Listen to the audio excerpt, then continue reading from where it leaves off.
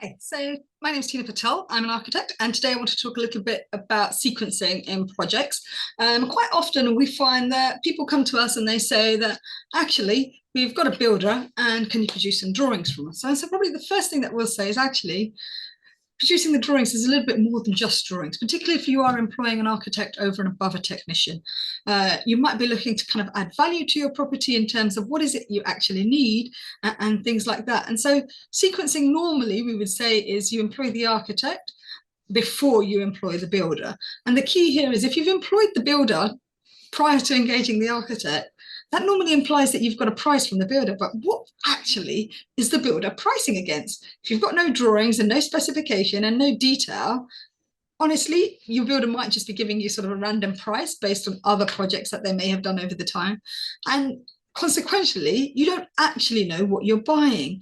Now, given that this cost might be quite a significant cost for building work, even for a small, relatively small extension in London, you can spend sort of upwards of 120 to 130,000 pounds. You really want to step back and say, actually, do I know what I'm getting from my builder? How much is it going to cost?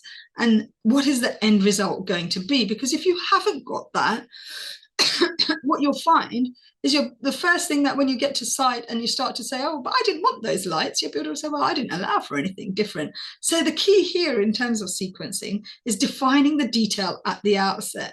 There is very little point in engaging a builder with very little input in terms of detail and what's going to be included and what's not going to be included, because inevitably what we find time and time again is when people do go down that route is that we're trying to rescue them out of it. And when we say rescue, it's actually quite a lot more painful than it needs to be. Building work doesn't need to be stressful. Building work doesn't need to be painful. And what you find is by getting into bed with somebody without all the detail being known at the outset, you end up with a slightly more fractious relationship as it goes forward. You may end up even falling out with your builder in entirety because there is nothing to hold the builder to account other than quite often a flimsy piece of paper with sort of 5-line breakdown of what they've included. And then you're saying, but that's not what I wanted. I wanted this. So let's manage expectations. Let's get a clear document in place that really outlines what you're expecting and then get cost from a builder. And only then, once you've scrutinized those costs from a builder, should you really be looking to engage with the builder, because that is the key, really.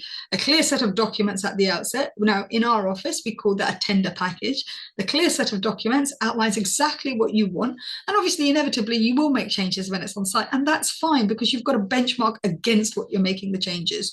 So you've got a clear set of documents outlining everything that you're looking for, the cost of those things, and then the builder gives you a clear price of what that will cost you. When you then change your mind and deviate away from that, then you might have to take away the cost of something and add the cost of something else in, known as variation. But that is a far more simpler process. It does ensure that you know what you are getting and what you are paying for, which is the key here. In the same way that you wouldn't go into a car showroom and say, oh, I want a Volvo, and then actually walk away with a BMW, you kind of really want to define what that is, because even in building works, there can be a big variance in the quality of items that you can put in.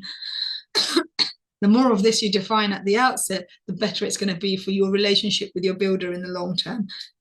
And you remember, the relationship with your builder isn't one that is necessarily what we would call a short-term relationship. You want to ensure throughout the course of the build and even beyond, for at least 6 to 8 months of the building works, you are on sort of, a happy platform where everybody has a clear understanding of what is being expected. So that's a little bit of a snippet there about sort of sequencing. Drawings and specifications should come before builder to avoid a lot of heartache going forward.